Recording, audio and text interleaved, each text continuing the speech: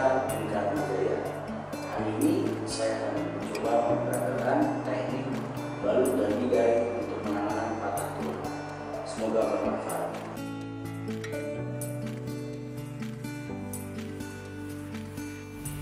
Cedera servikal. Pada cedera servikal, imobilisasi servikal yaitu dengan menggunakan collar neck dan dibutuhkan satu asisten untuk membantu pemasangan. Dokter yang akan melakukan manuver dengan menyangga kedua bahu dan pastikan kedua lengan menempel di telinga. Hal ini untuk memastikan tidak ada pergerakan yang dapat menimbulkan cedera. Ketika asisten memasang collar neck, tangan penolong boleh dikendurkan dengan memastikan tidak ada pergerakan yang timbul. Bila tidak ada collar neck, alternatif lain yaitu dengan menggunakan kardus yang dipotong dan dilapisi dengan kain. Metode pemasangan sama dengan pemasangan collar neck. Penanganan fraktur klavikula dapat menggunakan arm sling atau figure of 8. Bila peralatan tidak tersedia, arm sling dapat digantikan dengan kain berbentuk segitiga. Sebelum pemasangan, periksa terlebih dahulu pulsasi arteri radialis dan ulnaris. Selanjutnya, mengukur kira-kira panjang lengan pasien. Kemudian letakkan sudut kain pada siku pasien.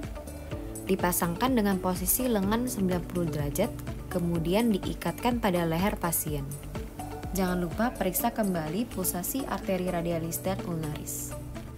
Pada figure of 8, gunakanlah elastik perban. Pasang padding terlebih dahulu pada penonjolan tulang, minta bantuan asisten untuk memegang tangan, lalu letakkan elastik perban pada leher pasien. Lilitkan melewati ketiak sebanyak 2 kali pada masing-masing sisi.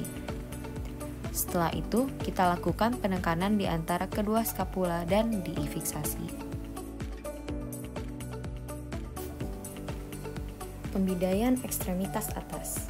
Prinsip pembidaian yaitu memeriksa pulsasi arteri pada bagian distal ekstremitas sebelum dan sesudah pembidaian, melakukan traksi longitudinal, dan memasang padding pada area penonjolan tulang, dan bidai harus melewati 2 sendi dari tulang yang patah.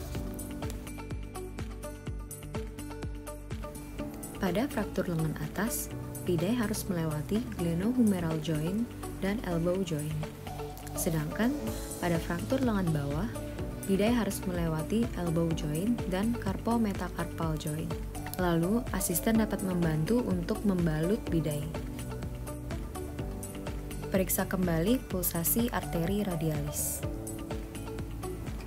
Pada fraktur daerah pergelangan tangan atau metakarpal, dapat dilakukan splinting dengan menggunakan satu bidai. Lakukan traksi longitudinal dan kemudian dibalut. Pemeriksaan vaskularisasi yaitu pada ujung kuku dengan menilai warnanya dan melakukan pemeriksaan CRT atau capillary refill time. Pada fraktur phalanx terdapat 2 jenis splinting. Yang pertama, imobilisasi menggunakan tongue spattle atau stick es krim dan kemudian diplester.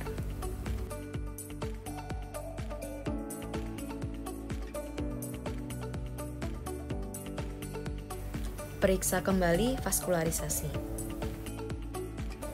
Yang kedua, menggunakan neighboring splint atau body tapping pada jari di sebelahnya yang tidak fraktur. Fraktur pelvis. Tekan dengan kuat bagian sias atau iliac wing dan kemudian diangkat. Minta bantuan asisten untuk menyelipkan selimut.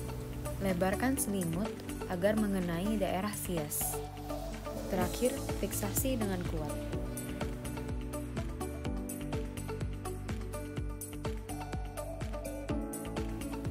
Fraktur ekstremitas bawah. Padding dapat diletakkan pada area genital, epicondylus lateral dan medial femur, dan pada malleolus medial dan lateral.